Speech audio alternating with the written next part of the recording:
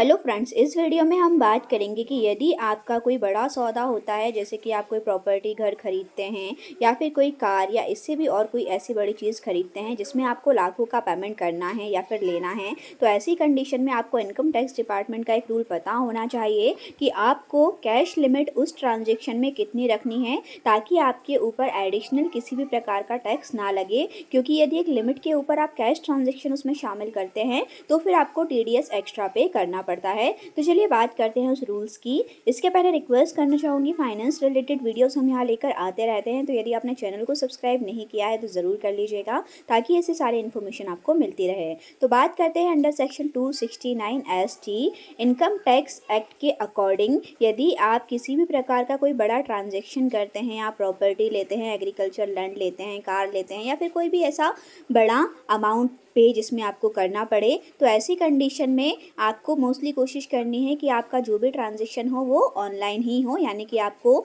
Check से payment कर देना है या ऑनलाइन पेमेंट RTGS NEFT के थ्रू कर देना है। लेकिन यदि आप उसमें कैश ट्रांजेक्शन को शामिल करते हैं तो उसकी लिमिट वहाँ पर 2 लाख रुपए होती है। यानी ऐसी किसी भी बड़े सौदे में आपको कोशिश करना है कि आपका कैश ट्रांजेक्शन जो रहे वो 2 लाख उसके अंदर ही रहे, क्योंकि यदि आप इसे क्रॉस करते हैं तो फिर आपको TDS पे करना होता है। ये जो कैश लेन देन का रूल्स है वो आपके कैश विड्रॉल पे लागू नहीं होता है। यदि आपका बैंक में डिपॉजिट है और आप वहाँ से कैश निकालने जाते हो तो उस कंडीशन में ये रूल वहाँ पे लागू नहीं होगा। ये सिर्फ आपके किसी लेन देन पे लागू होता है जो आप नई चीज़ परचेस करते हो या फिर सेल करते हो। वहाँ पे आपको ध्यान रखना है कि आपको कैश ट्रांजेक्शन केवल और केवल 2 लाख रुपए तक का ही शामिल करना है, बाकी पूरा का पूरा आपको सीधा डायरेक्टली अकाउंट में ट्रांसफ़र कर देना है। इसे यदि आप याद रखेंगे तो आपको कभी भी एडिशनल टैक्स पे नहीं करना पड़ेगा। आई होप आपको क्लियर हो गया होगा। ऐसी और इन्फॉर्मेटिव वीडियोस पाने के लिए चैनल को सब्सक्राइब जरूर करें। Thank you for watching.